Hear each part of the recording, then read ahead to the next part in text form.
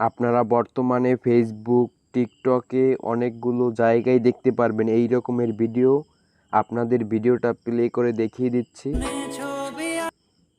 আমি সাউন্ডটাকে একটু কমিয়ে নিতেছি, দেখুন চলতেছে ভিডিওটা। এই রকমের ভিডিও বানানোর জন্য আমাদের আলাদা কোনো অ্যাপ্লিকেশন লাগবে না। আপনারা যে প্রতিদিন ফেসবুক অ্যাপ্লিকেশন ব্যবহার করেন সেটা দিয়ে এই রকমের ভিডিও বানাতে পারেন। তার জন্য চলে যাব আমাদের ফেসবুক অ্যাপ্লিকেশন। আমাদের ফেসবুক অ্যাপ্লিকেশনে আসার পর আমরা যেভাবে ফেসবুকে ছবি ফটো ছাড়ি সেইভাবে আমরা একটি ছবি বা ফটো সিলেক্ট করে নিব। দেখুন আমি এখান থেকে একটি ফটো সিলেক্ট করে দিতেছি। আমরা এখান থেকে পোস্টে ক্লিক করব না, আমরা এখান থেকে এডিট অপশনে ক্লিক করব। দেখুন তারপর এখান থেকে মিউজিকের মতো একটা আইকন দেখাচ্ছে, আমরা এখান থেকে মিউজিক অ্যাড করতে পারবো।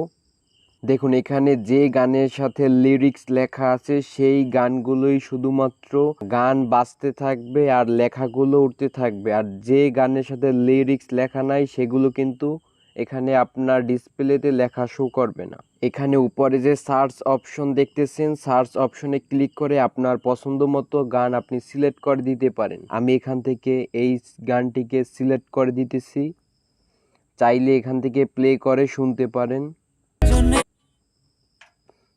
আমি এখান থেকে এই গানটিকে সিলেক্ট করে দিতেছি। দেখুন এখানে কিন্তু লিরিক্স লেখা আছে, তাহলে আমার এই গানটির যে কথাগুলো আমার ডিসপ্লেতে কিন্তু শো করবে। গানটাকে আপনার ফটোতে সেভ করবেন কিভাবে, তার জন্য গানটার উপরে একটা ক্লিক করবেন।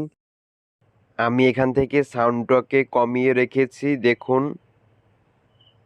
তারপর এখান থেকে আমরা এটাকে বিভিন্ন ফন্টে দিয়ে দিতে পারবো, চাইলে আবার লেখাটিকে হাইড করেও রাখতে পারি। এইভাবে আপনার যেটা খুশি সেটাকে এভাবে রাখতে পারেন। তারপর এখান থেকে এটাকে কমিয়ে বাড়িয়ে আপনার ইচ্ছা মতো যে জায়গায় সেট হয় সেই জায়গায় দিয়ে দিবেন। তারপর এখান থেকে আমরা ইফেক্টে চলে যাব।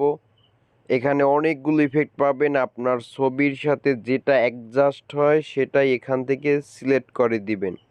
আমি এখান থেকে আপাতত এই ইফেক্টটিকে সিলেক্ট করে দিতেছি। গানের সাউন্ডটিকে কিন্তু আমি কমিয়ে রেখেছি, কপিরাইটের কারণে আপনারা লেখাগুলো যে উঠতেছে তাতেই বুঝতেছেন যে আমার গানটি চলতেছে।